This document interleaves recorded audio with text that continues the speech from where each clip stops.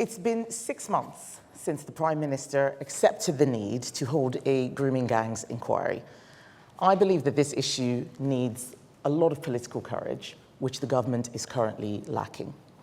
Nothing has happened. 2 potential chairs have been rejected. Survivors have left the government's panel. Even yesterday, thanks to Robbie Moore, we found out that the government has failed to instruct police to protect key documents that would be absolutely crucial for a national inquiry. I believe that the survivors deserve more. I believe that they need a judge-led inquiry, not someone from an institution that has failed survivors before.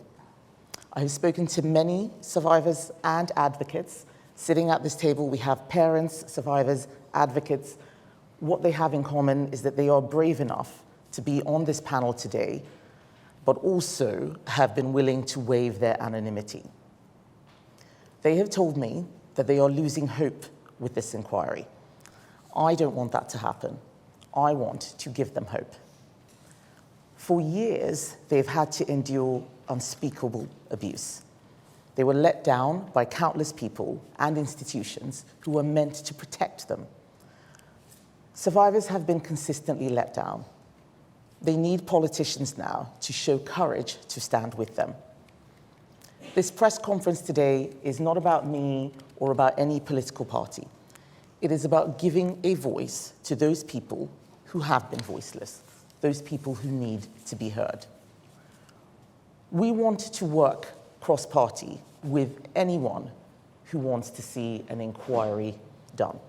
We want to help the government to deliver this. But the inquiry and its terms of reference should not be written behind closed doors. They should be written by survivors who know what happened and who know what needs to be looked at. That is why today we are presenting a terms of reference that is based on what the survivors have told us about what it must have, and which also, importantly, follows Baroness Casey's recommendations.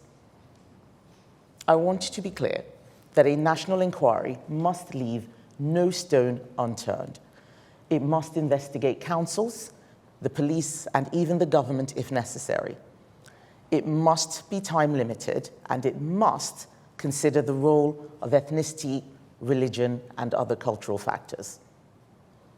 Baroness Casey's own report admitted that many of these cases are committed by people of Asian and Pakistani ethnicities. Her own report said that those who downplay the ethnicity of perpetrators are continuing to let down society, local communities, and victims. We agree. As I said, I have spoken to many survivors. We are speaking on their behalf. Their lives and their families' lives have been turned upside down. So separate to this inquiry, the government must act now to ensure that they and their families are supported so they can heal. Whether that is a helpline or dedicated mental health officers, the government must act now and work with survivors, not against them. So I'm going to hand over now to Chris Philp, who's the Shadow Home Secretary, who has done a lot of work on this issue, and then I will be bringing in the survivors, advocates, and parents who are on the panel with us. Chris.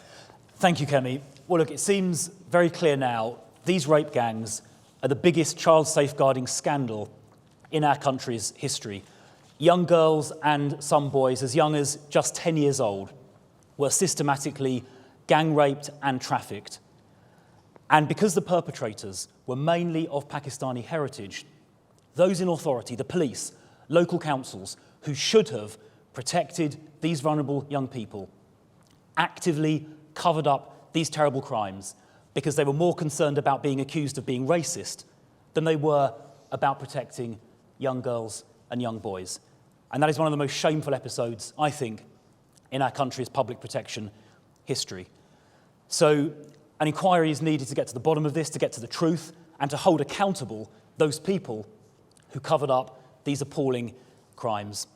Now, we campaigned together with survivors and their families and advocates, like Lucia, to have this inquiry.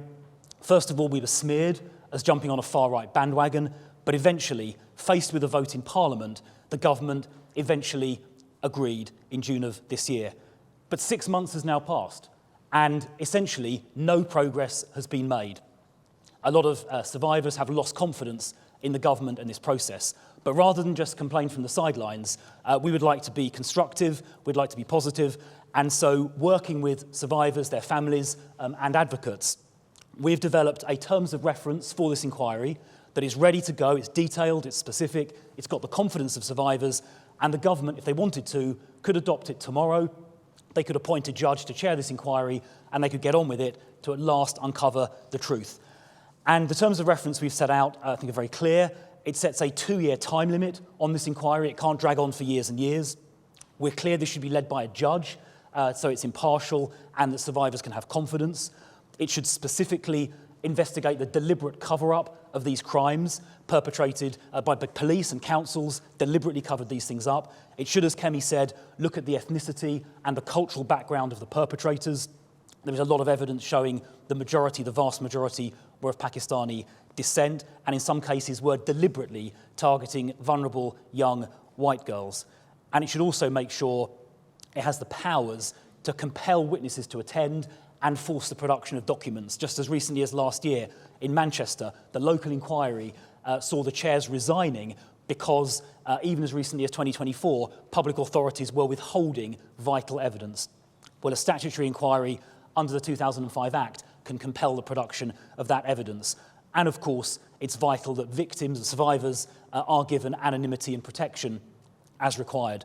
So these terms of reference, detailed, they're credible, they're comprehensive, they've got the confidence of survivors, and I hope the government will accept this in the spirit they're intended. I hope they adopt these terms of reference, appoint a judge, and get on with it, because by delaying, as they have done, the government is simply perpetuating or allowing to be perpetuated the cover-up that for so long has happened.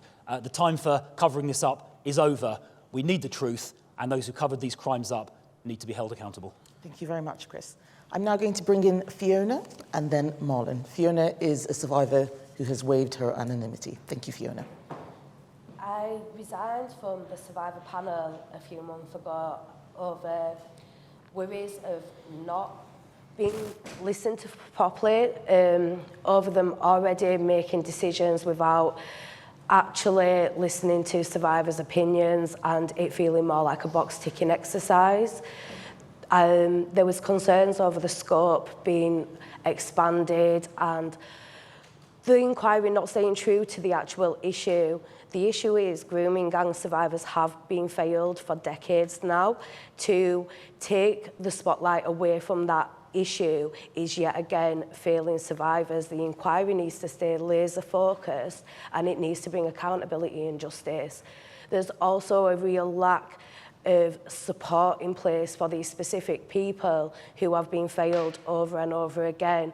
We need to start rolling out support to start helping these survivors heal from what has gone on. This cannot wait until an inquiry is finished. It is so important to start fixing the effects that have been impacting people for decades and years. Their whole futures have been stripped away from them through failings when they were a child. I would really like to see the government start thinking about how they can start healing these people, supporting them and helping them move forward with their life while this inquiry is ongoing rather than waiting until the end. I would also encourage there to be no timescale on the amount on the period of time it looks at during the inquiry. I think it needs to follow where the evidence comes. Whoever comes forward, they need to be listened to. If they're a grooming gang survivor and they fit the criteria, no matter when it happened to them, it needs to be investigated so we can build up the full picture.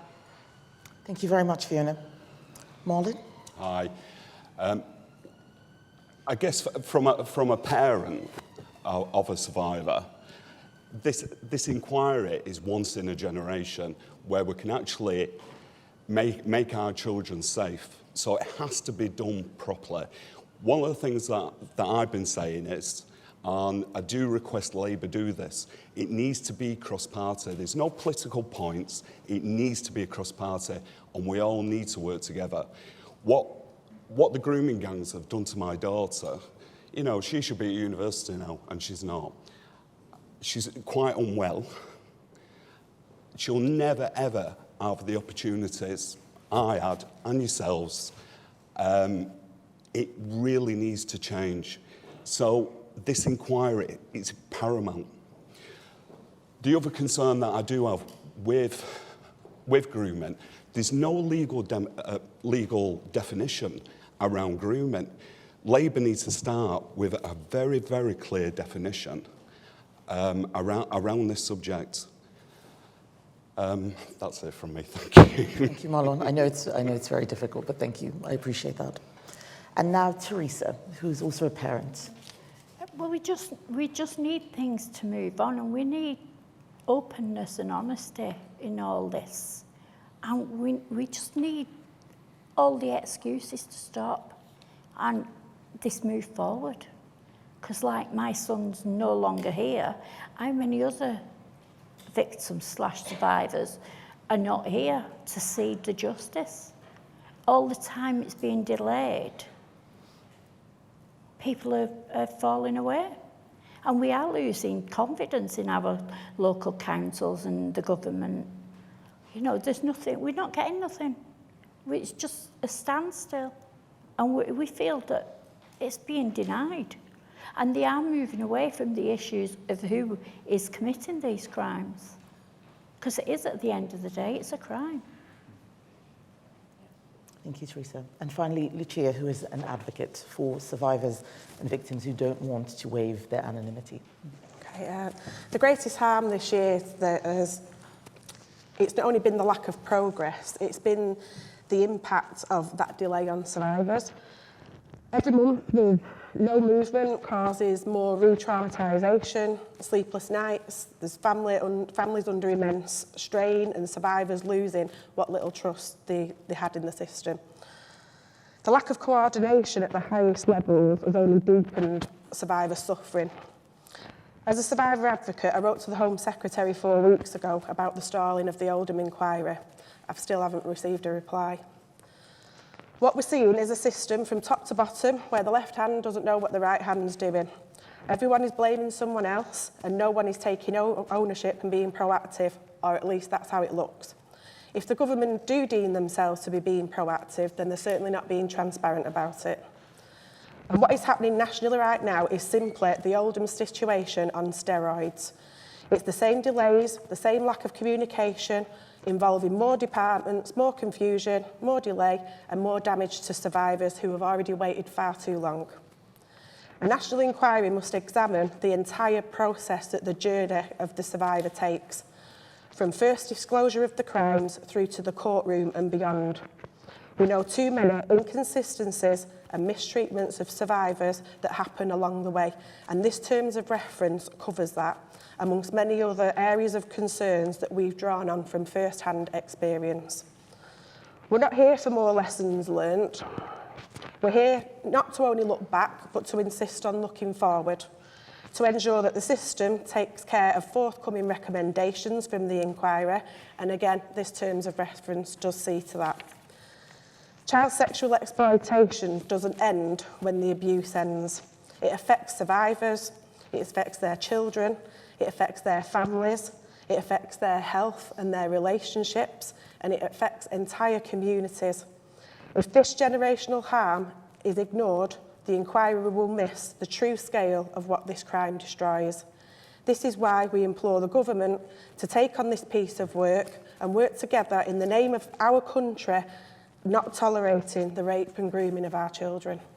Thank you so much. What I'm saying is that despite a lot of work and a lot of effort, there is still more to be done. We are not in government anymore. Labour is in government. So we are asking them to do what we think needs to be done now. We had an inquiry. It took years. That was the ICSA inquiry. And that ended up having such a wide scope that it couldn't look into this issue, into the... If I may finish, it didn't look into this issue specifically. Widening the scope to all group-based child sexual abuse is not what we're talking about here. And it was because it was so widened that we didn't get to the nub of the issue. More and more has been done. We had a grooming gangs task force that found 550 perpetrators. Even I, who was a minister in government, was learning and discovering the sheer scale of this. We didn't know everything we know now then. What I'm saying is that now we know what we know. What needs to be done here? Full national inquiry, looking at the failures of the state as well. That's something that hasn't really been covered. What did the councils do wrong? What did the police do wrong? Maybe what did the government do wrong? That's what we want to see. And all that's been happening is kicking this into the long grass, lots of meetings, messing the survivors about, and they are fed up. So I'm not here to build a time machine and go back in time to see what extra we could have done there. We did what we did what we thought was enough, more came out. What do the survivors need now? That's what we're here to talk about. Thank you. So just on the second question, I think that the Electoral Commission should investigate if there is a case of election fraud and there's evidence, that's for the Electoral Commission to investigate. I'm not here to talk about Nigel Farage. I'm here to talk about the survivors and victims. And you are right, they don't all speak with one voice. But if people come to me and ask for help, then I will give them that help. And Fiona and Marlon can say more about where there are disagreements. But no one can deny that no national inquiry has happened, even though we've been calling for this for a year. Those are the facts. Is there anything you wanted to add to that? I think the vast majority of survivors want the same thing. There is slight differences between survivors, and everyone needs to be acknowledged and heard. I think that is extremely important. But besides that, the issue is the same. It was a systematic cover-up done by institutions that led to the mass rape and torture of children up and down this country that everyone turned a blind eye to. That's what we need to get to the bottom of, and even though everyone's experiences are slightly different and everyone's opinions are slightly different, that is what we need to get to the bottom of. Thank you. Well, I'd be interested to know which other political parties have shown any interest in this issue. I haven't heard the Lib Dems come out and say anything except make disparaging remarks. Labour are the government, we are the opposition, so we're doing our job. Plaid, SNP, Greens, no, they're not interested. The only Reform MP who was interested got kicked out of the party, that was Rupert Lowe. But we don't have time to sit down and argue about which party should be doing what. We are the opposition. We are doing our job. Survivors have come to us. We will speak for them. These people have decided to waive their anonymity. I think that is important not to forget. What we want to do now is work with anyone who is interested in seeing a full national inquiry done to these terms of references, making sure that we don't just look at perpetrators, a lot of work has been done there, but also at the failures of the state. What I'm really worried about is that right now there may still be some girls who are still suffering, who are being groomed, and because we haven't got to the bottom of it or worked out where the state is failing, nothing's going to happen to rescue them. I don't want to see that. I want to see this come to an end. I would encourage any other party, though, that does want to be involved and work together with the Conservatives to reach out and for it to start becoming a collective where party politics is put aside and it's just the people that are representing this country all working together for the safety of children. Thank you. Lucia? From a local level in Oldham, from day one, I've always said there should be no colours with this. Political rosettes should be removed. I personally contacted Reform a few months ago after numerous emails I didn't get responses to, that I asked them if would they be interested in cross-party working to push this forward, and it all went very quiet. And the Conservatives have been genuinely the only party that have shown me as an advocate who shouldn't really have had to step into this space. And it's quite frightening to learn that there's a need for my role, and the support came from here. We don't want this to be about party politics. We want this to be about getting justice for the victims. And the more people focus on, well, which party is doing what and why are you saying this, the less time is actually spent on the people whose voices need to be heard. Marlon. Just going back to what Kemi said about girls being groomed now, I can guarantee girls are being groomed now. being one of the leads for the independent inquiry for Rupert Lowe, I speak to people, survivors and families across the country, not just Wales and England, Scotland as well. This is still happening now, which is why it's paramount that Labour get a move on and start protecting these girls and boys. Damien Grammaticus from DBC. Like that, rather than sort of pressure publicly? Well, because we are the opposition. There is a lot of cross-party work going on. We have Conservatives working on Rupert Lowe's panel, for example, but I have to carry out my constitutional role. As I said, what I've heard from other parties is lots of sneering and smears, people talking about us jumping on a far-right bandwagon. I don't have time to engage in that. What I need to do with the time I have is make sure that we raise the awareness of this issue. Having a press conference like this means that those people in other parties can then see what we're doing and decide to work with us. But simply, waiting for them to come to us wanting to be collaborative, I think is not a great use of our time. What we have seen is that we called for a national inquiry. Labour said, no thanks. It was because of press conferences like this, us pushing it, that they decided to have a national inquiry. Now we saw them backtracking, saying, well, they couldn't find anyone to do the role, the whole fandango with Jess Phillips. So we're doing this again to make sure that people don't forget about this, that it doesn't get kicked into the long grass. So some of this does require political courage. People asking me to stop being a Conservative so that this issue isn't a Conservative issue, or forgetting I'm a Conservative politician. That doesn't stop because of the issue. People who want to work with us will go to all other parties, but at the end of the day, we're the ones who've been responsive. If other people want to work with us, I think that's great, but this is not about me. This is the point I'm making. It's not about Chris. It is about the victims. Who is speaking out for them? Who is helping them? That's the key thing. And just to add to that, I mean, we are being constructive here. We've proposed a detailed set of terms of reference. We've gone through them with the survivors, the advocates, the families. This shows it can be done. The government has had 6 months to do this, and they haven't done it. And by publishing this today, we're showing it can be done. And, I mean, we'd really like it if the government just adopted this and got on with it. So we are trying to be constructive and positive by publishing this document today. Thank you. Well, I think that having a statutory national inquiry means that wherever the evidence goes, people can be compelled to provide evidence. Whether it's mosques, whether it's state bodies, that's what's critical about it. And this is something that we care about. This is something that Conservatives have said we will do, irrespective of what other parties or the government does. But I don't want to wait that long. Every day that passes is a day that evidence disappears, that people work out what stories it is they're going to tell. We need something right now. Conservatives had an inquiry on this. So there's no reason for us to say that, to make promises. We did this, and all we found was that there was more to be looked at, more to be done. Every time we looked into this issue, more and more came out that showed that this needed specific focus rather than a general inquiry. And we're going to do everything in our power to make sure that that happens. Does anyone want to add to what I've said?